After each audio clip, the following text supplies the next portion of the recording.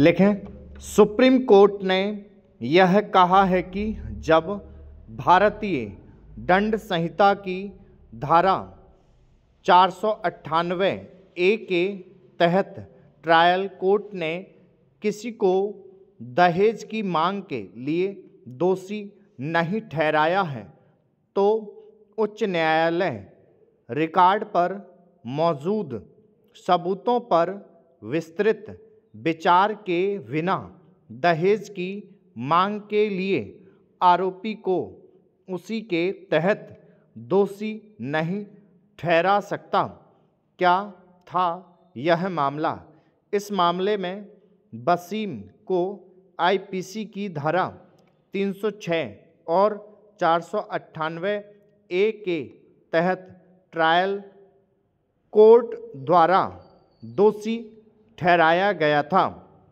धारा 498 ए के तहत आरोप दहेज की मांग के लिए नहीं था, बल्कि यह पता लगाने के लिए था कि अभियुक्त ने एक अतिरिक्त वैवाहिक संबंध होने के कारण मानसिक क्रूरता की और उसके द्वारा मृतका को यह धमकी दी गई कि वह उसे छोड़ देगा और दूसरी महिला से शादी कर लेगा। उच्च न्यायालय ने आरोपियों को इस निष्कर्ष के आधार पर धारा 306 के तहत बरी कर दिया कि पेश किए गए सबूत आत्महत्या के आरोप को साबित नहीं कर पाए थे।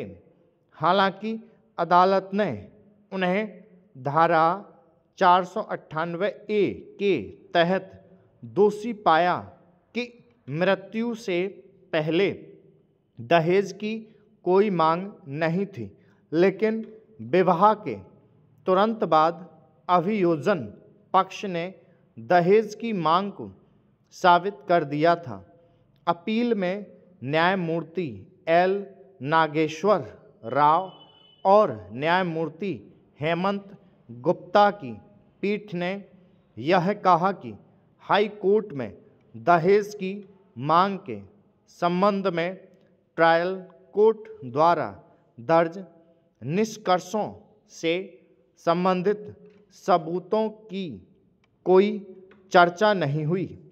पीठ ने धारा 498 ए के स्पष्टीकरण में निपटाए गए क्रूरता के अर्थ को समझाते हुए कहा, आईपीसी की धारा 498 ए एक महिला को क्रूरता के अधीन करने के अपराध के संबंध में है।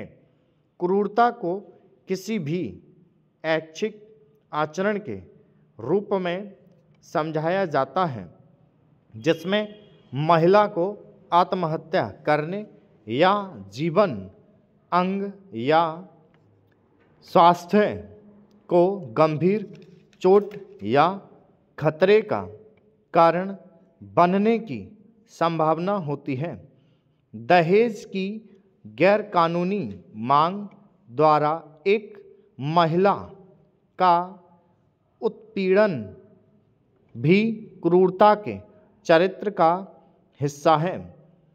धारा 498 ए को पढ़ने से यह स्पष्ट है कि इसके तहत अपराध के लिए दोषी विचारणीय आचरण के लिए हो सकता है जो एक महिला को आत्महत्या करने या दहेज की मांग के लिए उकसाने की संभावना बनाता है।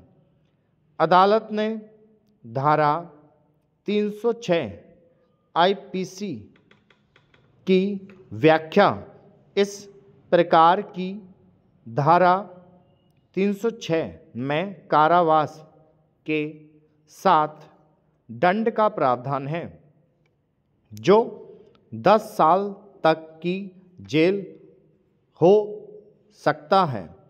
धारा 306 के तहत सजा के अपराध करने के लिए स्पष्ट रूप से उद्देश्य होना चाहिए। इसके लिए एक सक्रिय कार्य या प्रत्यक्ष कार्य की भी आवश्यकता होती है, जिसके कारण मृतक आत्महत्या करता है और उसे कोई विकल्प नहीं दिखता। अदालत ने आगे यह कहा कि कोई भी आचरण जो महिला को आत्महत्या करने के लिए प्रेरित करता है, आईपीसी की धारा 498 के तहत सजा के लिए पर्याप्त है। लेकिन इस मामले में पीठ ने कहा कि उच्च न्यायालय ने एक स्पष्ट खोज दर्ज की। स्टॉप